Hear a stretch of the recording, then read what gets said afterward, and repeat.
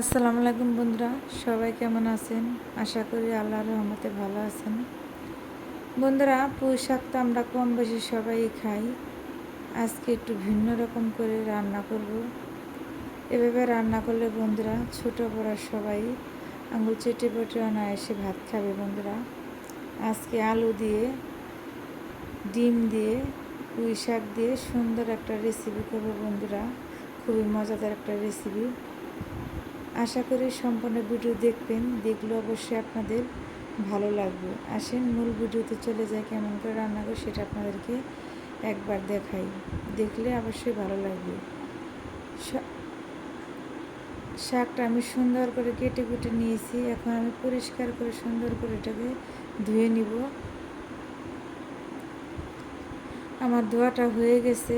এখন আমি ডিম আলুটা অফ ক্যামেরা সিদ্ধ করে নিয়েছি। এখন আমি রান্না করতে চলে যাব। দিয়ে দেবো প্যানের মধ্যে তেল, তারপর হলুদ গুঁড়া দিয়ে একটু নেড়ে চেড়ে দিয়ে গরম হলে তারপর আমি ডিমটা দিয়ে দেব। ডিমটা আমি সুন্দর করে ভালো করে বুটি সুন্দর করে ভেজে নেব। ডিমটা ভাজা ভালো হলে সেই রান্নাটা খেতে বেশি টেস্ট হয়। ডিমটা আমি আবারও ভালো করে নেড়ে চেড়ে নেব। এতে বন্ধুরা আমার ডিম ভাজিটা হয়ে গেছে, দেখো। এখন আমি নামিয়ে নিব। এখন আমার একটু তেল দিয়ে দিব, দিয়ে আমি পেঁয়াজ কুচি দিয়ে দিব। বন্ধুরা, পেঁয়াজ কুচি দিয়ে সুন্দর করে ভালো করে আলতু হাতে নেড়ে চেড়ে দিব। যে পর্যন্ত পেঁয়াজের কালারটা চেঞ্জ না হয় এই পর্যন্ত আমি নেড়ে চেড়ে দিব। এতে বন্ধুরা আমার পেঁয়াজ ভাজিটা প্রায় হয়ে গেছে।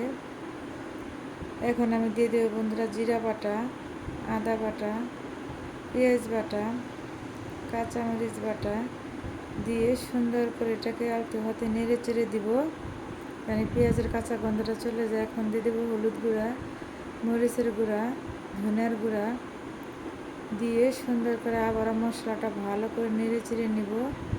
যে পর্যন্ত কষানি না হয় এই পর্যন্ত আমি ভালো করে নেড়ে চেড়ে নিয়ে ঢাকনাতে ঢেকে রেখে দেবো 10 মিনিটের জন্য।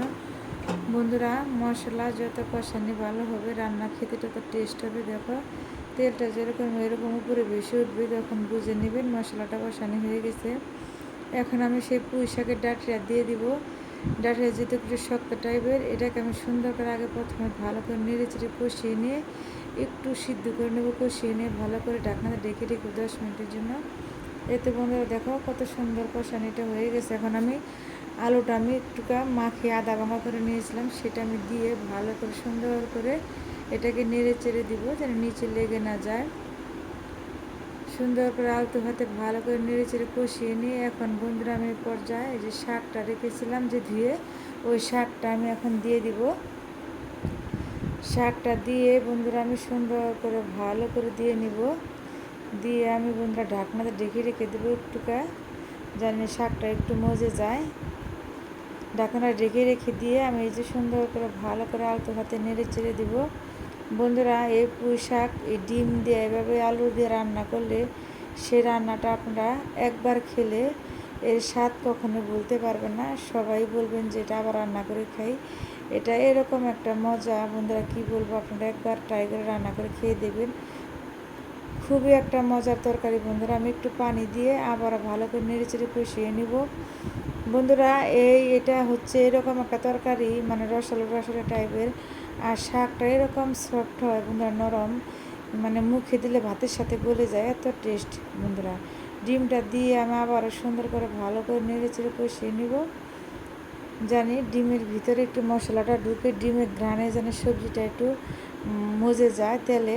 আবারও ভালো করে নেড়ে চেড়ে নিয়ে আমি সুন্দর করে আলতো হাতে নেড়ে চেড়ে নেবো, একটু বলক উঠিয়ে নেবো। বন্ধুরা, এটা বন্ধুরা রুটি পরোটা সব কিছুর সাথে খাওয়া যাবে। এরকম করে রান্না করলে তোমরা বাসায় একবার রান্না করে খেয়ে দেখবে বন্ধুরা, খুবই মজার একটা তরকারি। বন্ধুরা, আমার রেসিপিটা যদি আপনাদের কাছে ভালো লাগে, লাইক কমেন্ট করে সাবস্ক্রাইব করে পাশে থাকবেন। সবার জন্য শুভকামনা ও দোয়া রইল। আল্লাহ হাফিজ।